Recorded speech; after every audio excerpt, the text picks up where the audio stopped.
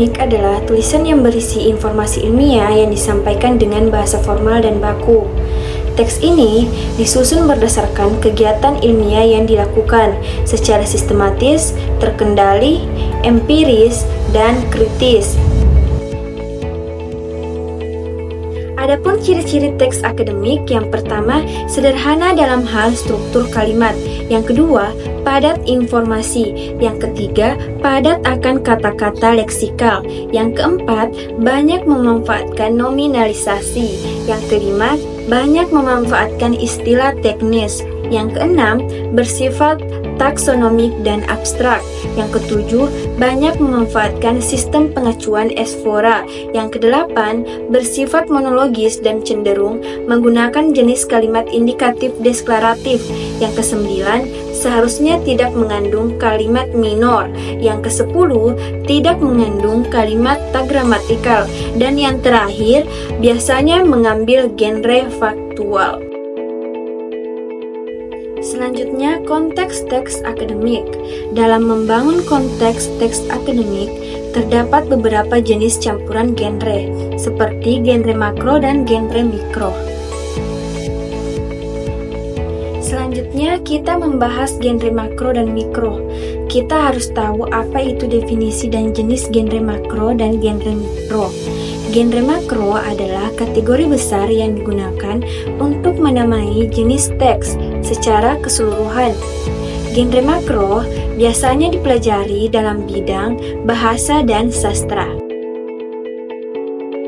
Selanjutnya kita membahas jenis teks akademik dalam bentuk genre makro.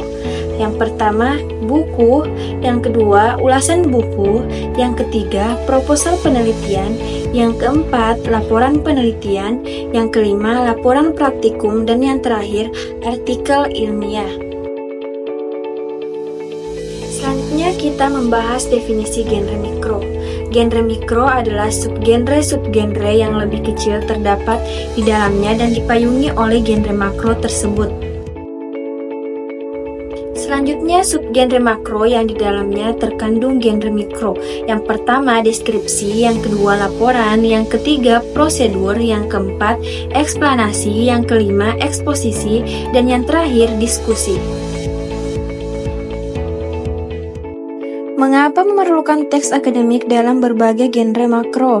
Karena pada saat kita ingin merancang penelitian atau kegiatan, kita memerlukan teks yang disebut proposal penelitian atau proposal kegiatan. Setelah melakukan penelitian atau kegiatan, kita perlu melaporkannya kepada pihak lain dalam teks yang disebut laporan penelitian atau laporan kegiatan. Demikian pula, pada saat menyampaikan pemikiran di forum seminar atau mengkomunikasikan di jurnal, kita perlu memformulasikannya dalam teks yang disebut artikel ilmiah. Selanjutnya, pengertian teks non-akademik. Teks non-akademik adalah karya tulis yang tidak didasarkan pada penelaran ilmiah dan kenyataan, tetapi menyajikan fakta atau pribadi.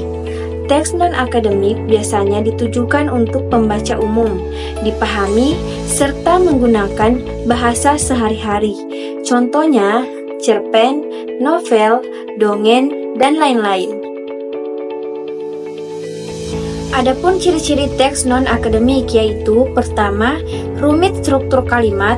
Yang kedua, cenderung tidak padat informasi. Yang ketiga, padat akan kata-kata struktural. Yang keempat, cenderung sedikit memanfaatkan nominalisasi. Yang kelima, cenderung sedikit memanfaatkan istilah teknis. Yang keenam, konkret dan tidak bersifat taksonomik. Yang ketujuh, tidak memanfaatkan pengacuan esfora. Yang kedelapan, tidak menonjol pada salah satu jenis proses. Yang kesembilan, bersifat dialogis, cenderung menggunakan kalimat yang bervariasi. Yang kesepuluh, sering mengandung kalimat minor. Yang kesebelas, sering mengandung kalimat tak gramatikal. 12, mengambil genre yang lebih bervariasi dan dapat faktual atau fiksional. Selanjutnya, perbedaan teks akademik dan teks non-akademik. Teks akademik adalah teks yang isinya membahas ilmu pengetahuan serta disusun secara sistematis. Sedangkan Teks non-akademik adalah segala teks yang isinya luar pembahasan ilmiah.